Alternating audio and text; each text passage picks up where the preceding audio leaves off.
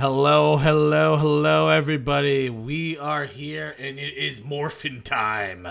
I'm talking about Dinomorphia. So, Dinomorphia is a new archetype to Master Duel, and this archetype acts as a control deck. So, what is a control deck? Similar to Eldritch, similar to True Draco, similar to, I would even dare say, almost Sky Striker, I would say is a control deck. You play the game and you inch your opponent out of resources, whether that be locking them out of the game with Summon Limit or Skill Drain or Goes and Match. You have all these floodgates. And on top of the floodgates, we have protection in the form of Solemn Judgment, Solemn Strike. We got Imperial Order, Anti-Spell Fragrance, all these cards to hinder our opponent while we do whatever we want. And what is the payoff for this?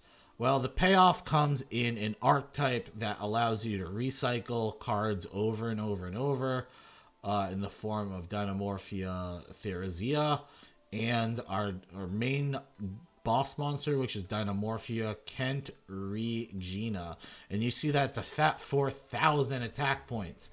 Now, this loses attack equal to your life points, but it has a secondary effect during the main phase, quick effect. You can banish half your life points, banish one Dinomorphia normal trap card from your graveyard, and this card becomes the trap. Think of it as a Raphaelia, like Trap Tricks Raphaelia, except only for Dinomorphia cards that are in the graveyard. Theresa, what this card does, you can set a Dinomorphia trap card into the set zone, and from the deck to the set, and Dinomorphia Diplos lets you send a Dinomorphia card to the graveyard. So these cards work hand in hand. They're both level 4s, which makes a lot of sense when you look at cards like Dinomorphia Alert, which you pay half your life points. You special summon up to 2 Dinomorphia cards from the graveyard whose levels equal 8 or less. So boom, boom, there's 2 right there. And this Dinomorphia Alert allows us to go into our XZ level 4s. Another thing all these Dinomorphia cards have is when the card is destroyed, you can banish one trap from your graveyard to special summon one level 4 or lower Dinomorphia from your graveyard. And the effect is once per turn. So that is why you need to run a lot of traps with this deck. So if you don't like trap-based decks, this is not the deck for you. Dinomorphia, just give up on it. Now, we are missing 2 different cards that are main key components to this deck. There is another very, very good extra deck monster we are missing. And we are also missing another really good trap that is similar to Domain. Except it's a little less linear, as you can only activate it on your opponent's turn. But you can also send monsters from the extra deck as material for your fusions as well. So this deck, I would say, is very fun. And I had a blast playing it on stream. And remember our streams right now. We had a stream on Tuesday. We'll have a stream on Thursday. And we'll be having a stream on Saturday. And that stream on Saturday is going to be hosting the tournament that we have coming up. So this Saturday, August 13th, 2022, at 11 a.m. Eastern, we are going to be hosting a Yugioh tournament, and that Yugioh tournament will have a $100 prize pool for whoever wins. It's kind of a winner takes all, and it's just $5 to enter. And when I say $5 to enter, you just have to subscribe and follow my Twitch. So if you can use Prime Sub. So technically, I mean, if you use Prime Sub, it doesn't cost you anything. So yeah, I hope you guys look into doing that. And let's actually get into some games so we can see how the deck is. And then we'll have a recap at the end like we usually do. Hello, we're here again for game 1. And this game was insane. I'm going to tell you that right now. If this was the last game of the night, I'm actually doing it first because of how insane it was. I thought it was a really good intro to get into this. We're playing. All right, think about this. We're playing second, and we're playing against pretty much the most generic shit you play against every deck. Except this deck is very hard time dealing with like this initial setup. Because think about it, I have to fight through. Let's go through it. I have to fight through DPE Pop, and I have to fight through Griffin. And this is another thing here, is I have 2 Gozen Match, right? Gozen Match absolutely hoses him right now. Like, think, he has Earth, Dark, Wind type right now. So Gozen Match is insanely good right now against him. So I need him to not hit my Gozen Match, because when I flip Gozen Match and he tries to Griffin, I can Gozen Match again. So hopefully, I'm hoping he doesn't hit with a Gozen Match with this. He lets Pot of P go by, so he's being pretty strict with that. I get IO, because IO will prevent him... IO will prevent him from using Fateful Adventure and Draco back. He ends up sniping my Gozen Match, which is really annoying. I was like, oh gosh. And man, I'm going to say this right now. This guy had a very good, like, will. Like, first of all, I play Summon Limit and then IO, and it didn't bait out his Wandering Griffin at all. And I was very surprised by that. But people in the chat were saying he's probably just waiting for, like, skill drain or some shit. And I was like, I guess that's right. So I go into Dinomorphia domain because he's about to move to attack. I activate the effect because I'm baiting out the Griffin. He finally Griffins, right? And then on top of that, this is where I was like, okay, he threw, because now he DPEs. So now what this does is allows me to Gozen Match to 1v3, like a 1 for 3 right here. So he gets rid of pretty much everything he's got. He pops. I get the second fusion off. He sets 2, he draws 2, because I mean, obviously you're playing against DPE. This is just what they do. But right now it's looking rough. Like, it's looking pretty bad for us. So he activates DPE again. I'm expecting he pops our big guy, because obviously that's a lot of damage. We set alert.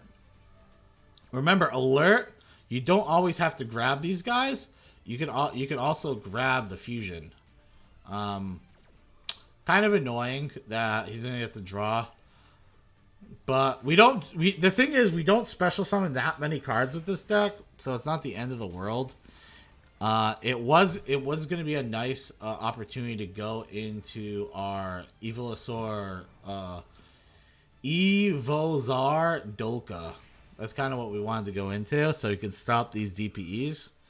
But we're going for a special summon. He max sees us again. Again, kind of annoying, but he's going to get a draw off this. IO gets broken.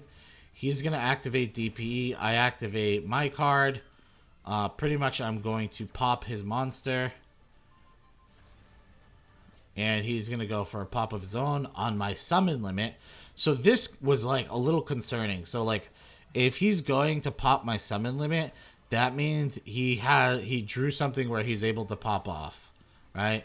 And it doesn't really help too much that he's drawing all these cards off of Max C. He adds Dropsies to hand, so I'm like, okay, this guy's playing Prank Kids on top of all this. We're at 100 life points. We're at 100 life points. Things are looking kind of rough for us. 6-6 is he's honestly playing. Besides making that one big misplay with the Gozen match, he's been playing pretty decent. And here I mess up so big. I thought initially, I thought Evozar Lagia. I thought I can activate it on monster effects.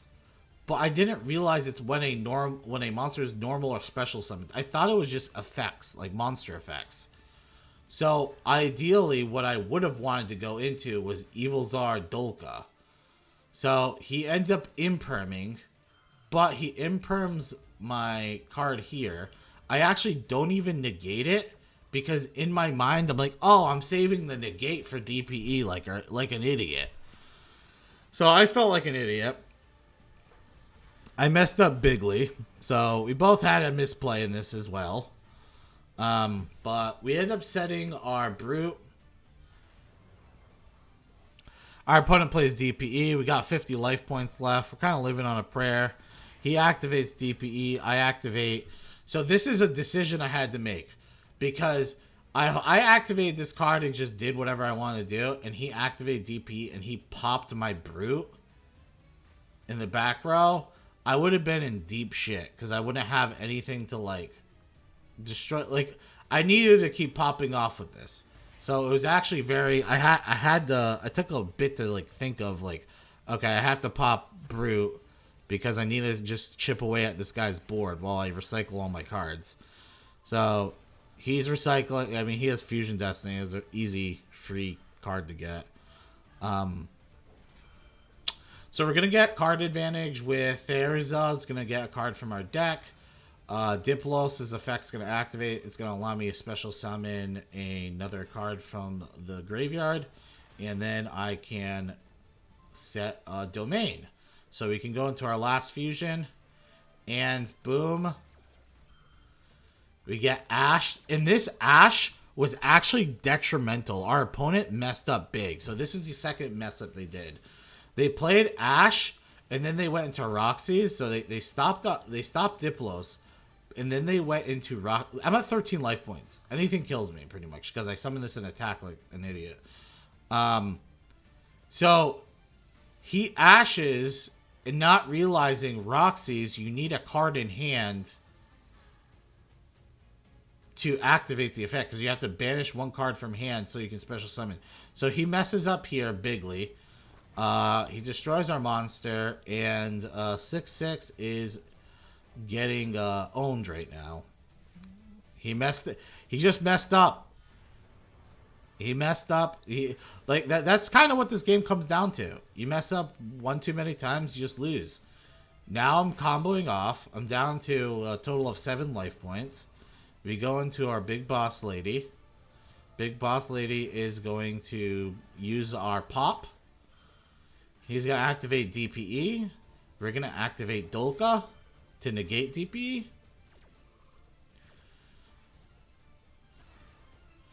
Look at our life points. We're at 4 life points, by the way. We pop, and then Dinomorphia's effect activates. We're just going to negate the DPE, because I was like thinking, if this guy had, for some reason, some way of stopping me from killing him, I just don't want DPE coming back. So I bring back Therzia, and that is game. We got 38 on board. And boom. I thought that was a nut. I thought the game was intense when I was doing it live on Twitch. Hello, we are here for game 2. I know that game 1 was pretty intense. So we play Therzia. They activate Max C. This is the nice thing about no one knowing what Dinomorph does in this archetype right now. Because we don't really special summon turn 1 anyway. So our set 4 is pretty devastating. We have Summon Limit, IO. IO in itself is hilarious. I mean, have fun playing the game, Dango. This guy's just like, as I played IO, he's like, Dango. He plays Destiny Hero Celeste, which I was a little confused because Celestial doesn't work. Like, the effect of this card doesn't work on traps. It's only spells. So I don't know if they did that to try and do that. I'm not 100% sure. But we play Diplos. Diplos, we're going to send Alert. We suicide the Diplos so we can get back our Therzia. Therzia is going to get our Fusion because our Fusion got ashed, as you've seen. We're still sitting in a very dominant position, in my opinion, even though our life points is really low. We activate Rivalry of the Warlords. This stops him from going to Halki. He can't go into a machine when he has 2 warriors. Diplos comes out. We're just setting up that graveyard right now. And now we go into Domain. Here comes Big Bad Lady Girl. And with this lady girl, we're gonna pop their back row, which was a Solemn Judgment. So that would have been a yikes to run into. But now we set up. We got our trap, our counter trap, and our opponent's screwed. And we had a we didn't even activate it, but we had the summit limiter. So they were screwed regardless. I mean, even if they dealt with the rivalry, they're pretty boned. All right, so this game I just thought was a little funnier. So we don't really actually have that much action. So we get Diplos, we send a monster to the graveyard. And the whole idea behind this was, okay, he activates Harpies, and we just IO it. And before anyone even says, oh, why do you have IO in your opening hand? Dude, you actually get it in your opening hand quite a bit. So if you have a 1 of in a 40-card deck, it's like something like a 13% chance of having it in your opening hand. That's like pretty significant. But we got these 2 Solemn Strikes. Our opponent really, like, we have nothing going on either. I mean, to be completely honest. It actually is kind of funny, though, because you're going to see. I'm just chipping away for 1,000. I'm honestly racing the Imperial Order right now. Imperial Order is out DPSing my my Diplos. So this was actually good to know, because I actually did not know this. Fucking weird, by the way, because these are considered spells, right? But apparently they can still pendulum summon as long as they get them on the fields with Imperial Order up. Didn't know that personally. I was actually curious on that. So he summons Jinzo, and that would actually absolute bone me, but I have the Solemn Strike, so boom. Pretty much all hope is lost for him at this point. Now the problem is I need him to kill my freaking Diplos, or I'm gonna die to my freaking Imperial Order. We end up just bringing this out just so we can get the domain out. And he's at 6k. So if you're wondering why we activated Skill Drain, is because domain, we go into Kentadrina, and now we have 4k damage. I don't know. Honestly, it was pointless activating Skill Drain now that I think about it. I haven't slept in 48 hours. So actually, I slept 3 hours. That's a lie. All right, everyone. We are at the recap, and I am going to go back to the deck real quick. I just wanted to show this was a brand new account. So we had to climb through the ranks here. And just to go and show you, total number of PvP duels. We did 31 duels with the deck. We won 28 times. We had 3 losses.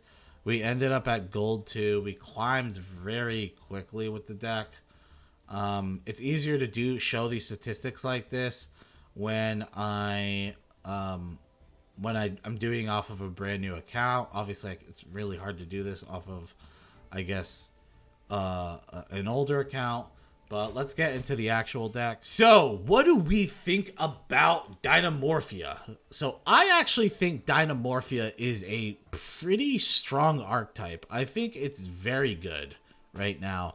The big negative for this deck, and I'm gonna wag my finger at Konami, is they made these cards too expensive. Why in the hell? Like, okay, I already understand. We're gonna need to get Solemn Judgments. We're gonna need to get Solemn Strikes. IO is negligible because, like, you could honestly just put Anti-Spell Fragrance in the slot and you'll be fine. I think personally, but like.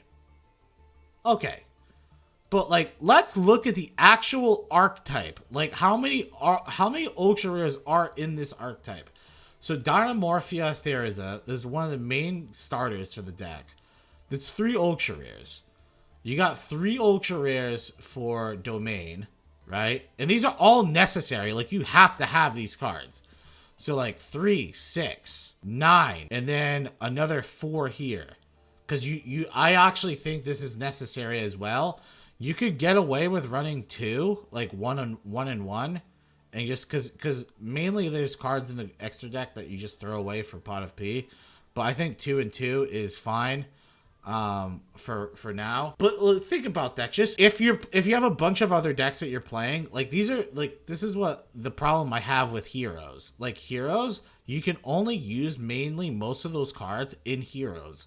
Same thing with Dinomorphia. You're not going to be using Dinomorphia Domain in another deck other than Dinomorphia. So, like, you have to invest so much ultra rares just to build this deck. So that's my main gripe with it. I also realized I didn't name this thing anything silly. I'm going to call it Dino Morbid Time. I usually like to have a name up there. There we go. There we go. So, interactions I want you guys to know about with the deck, first of all. So, Stealth Bergia, very good card. A lot of the times we didn't summon it just because we were going for an OTKO on our opponent, but this card will save lives. It also makes it so Solemn Strike isn't a dead card. So, what Stealth Bergia does, right? While your life points are 2,000 or less, you do not pay life points to activate trap cards. That means if you are at 12 life points, like I was at 4 life points in one of the games, that means when you activate Skill Drain, you do not have to pay if you have this card out. If you activate Solemn Strike, you do not have to pay. Any of your cards that cut your life points in half, you do not have to pay if you're under 2,000 life. So this card actually is a lifesaver. It also can do a lot of damage. When your opponent activates a monster effect, quick effect, you can inflict damage to your opponent equal to the monster's original attack. So this deck has like intrinsic burn inside of it, which I really like. You have Diplos dealing 500 damage, and it doesn't sound like that big of a deal, but it adds up. Like if I hit you once, right, with Big Daddy Girl Boss right here, right? I hit you once with this, right? You take 3,500. So that automatically will put you at 4,500, right? And then you take 3 activations off of Diplos. That's 1,500. You're at 3K. So now you come in and you activate Baron DeFleur and you, let's say, activate it to pop my Stealth Bergia. I flip up Skill Drain. You activate Baron DeFleur to negate Skill Drain. I can activate Stealth Bergia to activate on your Baron DeFleur. You take 3K. That's pretty nice. Like every point of damage counts when it comes to the deck. And I think the archetype's just going to get better. This is definitely like a deck that I don't think it's God mode or anything like that. Like I don't think it's like super crazy.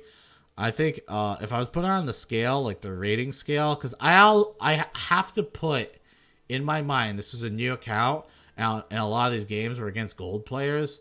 So I have to think in my mind, okay, well, we played against a lot of gold players, so let's be critical. I would still rate this a 7.5. I would rate it an 8.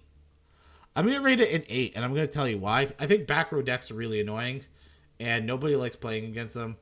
And having a bunch of tools in your deck that just shut down, think of something like Goes and Match. Goes and Match, you play against Sword Soul, and you're going first. Goes and Match just shuts down their whole deck. They can't do anything. They run a bunch of different. The only way they'll actually be able to get anything off would be with Moye, and even then they wouldn't be able to synchro summon because the synchro summon's a light monster. So unless they're running Adamancipator, Rising Dragon, there's no way they can even do anything with that. So if you're going first, the deck feels insanely good. Going second obviously has its issues, but that's with any deck that's meant to go first. You know what I mean? I still stick with that standing, and if I had to rate it on the tier list, I'm going to say this is on a little bit less of a power level than Eldritch, but I would say it's a tier 3 deck. I'm going to say it's tier 3 deck because I think Eldritch right now is a tier 3 deck. Anyone who wants to complain about it, I mean, I'm if we even go off of the meta analysis from Duel Links meta, right? Or Master Duel meta. We go off the meta analysis there. They have it listed at tier 3 because the deck gets beaten up right now from some of the top tier decks. So it kicked it down. It's still a very good deck. Tier 3 is still a good deck. Don't get me wrong. This deck, I think, can climb, though. I think that you'll hit D1. Like, if you played this right now, I think you actually hit D1 fairly easy. Because right now, in the current meta, nobody's not going to know what you're even doing half the time. Unless they're playing the deck, right? So if you started early with this expansion coming out, I actually think you could climb super quick. I think the deck can hit D1 easy. I think some people are going to play with an Eldritch version of this. Someone mentioned like Eldritch could work pretty well. I think it's possible. Just remember some of the Eldritch cards lock you into zombies. Yeah, the deck is good. I like it. And it's only going to get better. When those new cards come out, the support for this is going to be nutty. We're going to have pretty much 3 more domains, and we're also getting 3 more boss monsters that pretty much lock it. The boss monster for Dinomorphia that we're missing is pretty much like a Dark Ruler No More effect, except permanent on the field. As long as your life points are low enough, which is, as you've seen, is very easy to do. It's a Dark Ruler No More effect, and it has 3k attack. Pretty nuts to me, in my opinion. Let me know in the comments what you think about the deck, and what new deck do you want me to do next. I'm in debate right now of doing DDD or the Nordic deck, because the idea of the Nordic cards are pretty cool. Hope you guys enjoyed. Make sure you subscribe. If you don't subscribe, you're a dirty little goblin. Actually, you're not a dirty goblin if you don't subscribe. Dirty goblins are meant for the people I love, which are my subscribers.